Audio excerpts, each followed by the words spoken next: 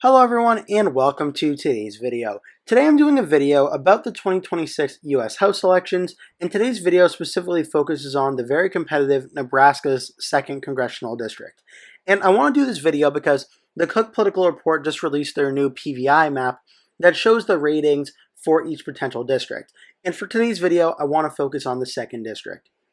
So in the new Cook PVI for the 2025 map, Nebraska's 2nd District, which is currently represented by Republican incumbent Don Bacon, it was listed as even in 2023. Now the new Cook PVI for 2025 has the district rated as D+3.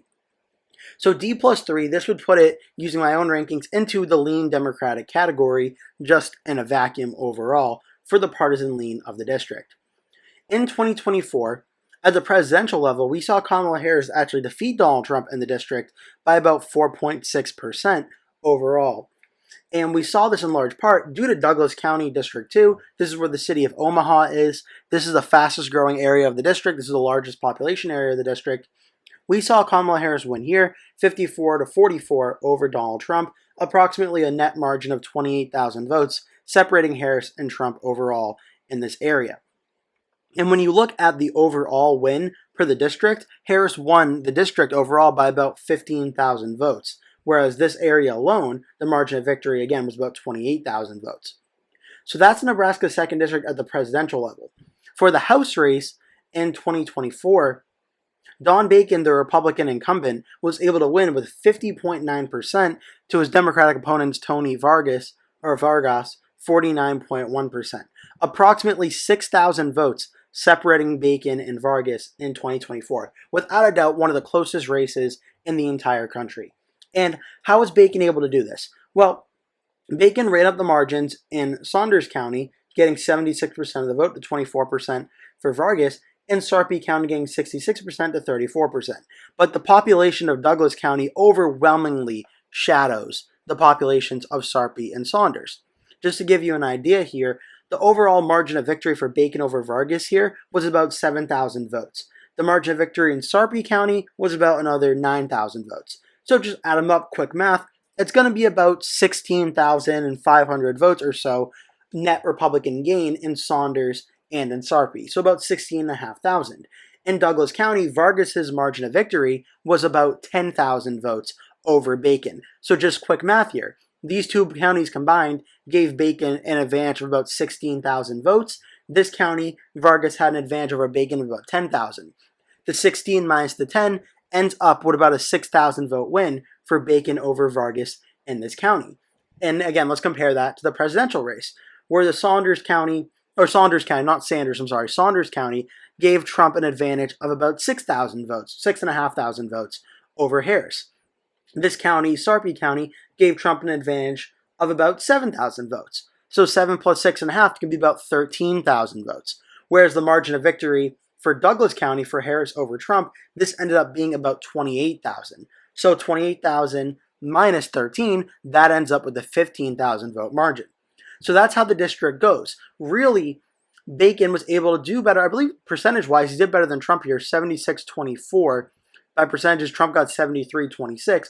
So Bacon did better in Saunders County. Sarpy 61-38 for Trump. Bacon got 66-34. So not only did Bacon do better in Saunders and Sarpy County, he also did much better in Douglas County.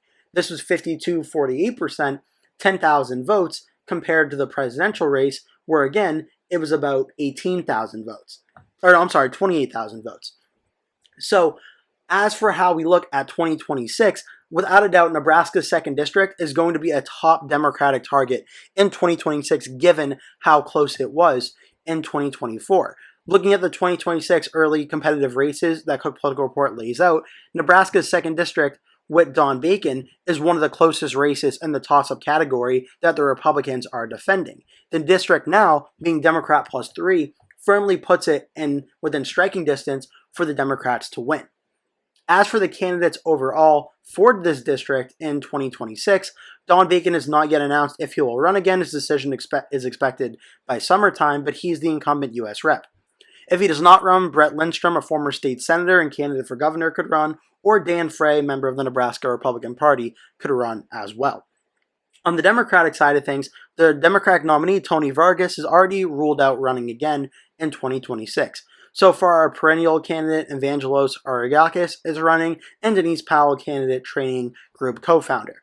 I'm sure any of these Democrats are going to make it a close race in 2026, but the real interesting one that has me interested is independent Dan Osborn, who has publicly expressed interest in running for this race.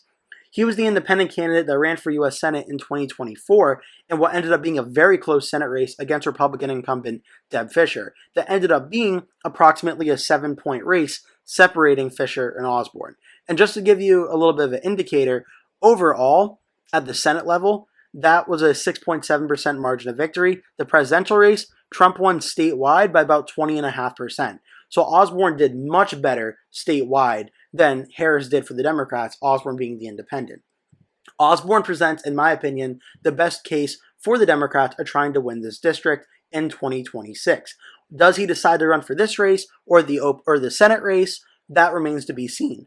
But Osborn, if he did run for this race, does present the Democrats the best opportunity.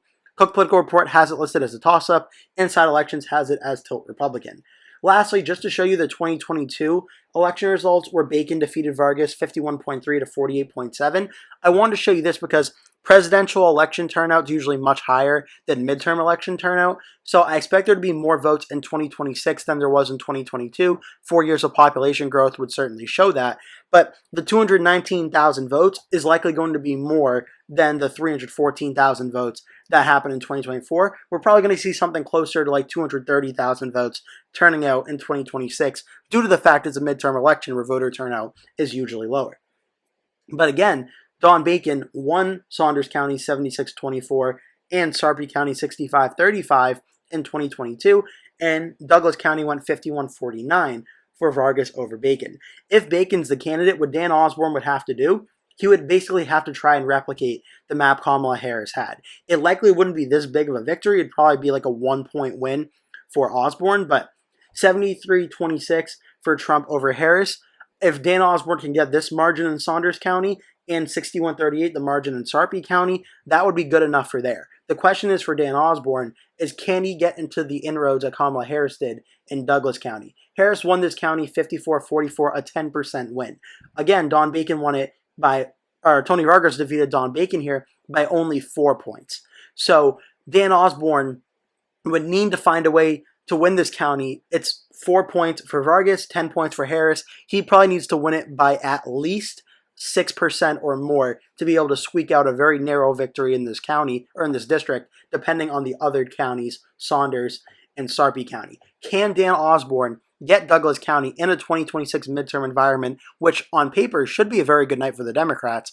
Can Osborn get the margins needed in Douglas County, where Omaha is, and get the margins that he needs? I think this district, if Don Bacon runs again personally, is going to be an absolute squeaker in 2026. Like whether it's Bacon or Dan Osborn, if he runs, this race is going to be decided by under 1,000 votes if it is those two going at it. I actually think it's very possible, given the election environment, Dan Osborn could win, but all eyes would be on Douglas County and the margins of victory in that area for Dan Osborn. But obviously, we're just starting to get into the coverage on 2026, but I'm interested for your thoughts. Leave a comment below. Do you think Osborn could defeat Don Bacon in this district? I'm interested to hear what your thoughts are about that. Make sure to give the video a like and click subscribe, as well as it posts at least 2 new videos every single day that you are not going to want to miss.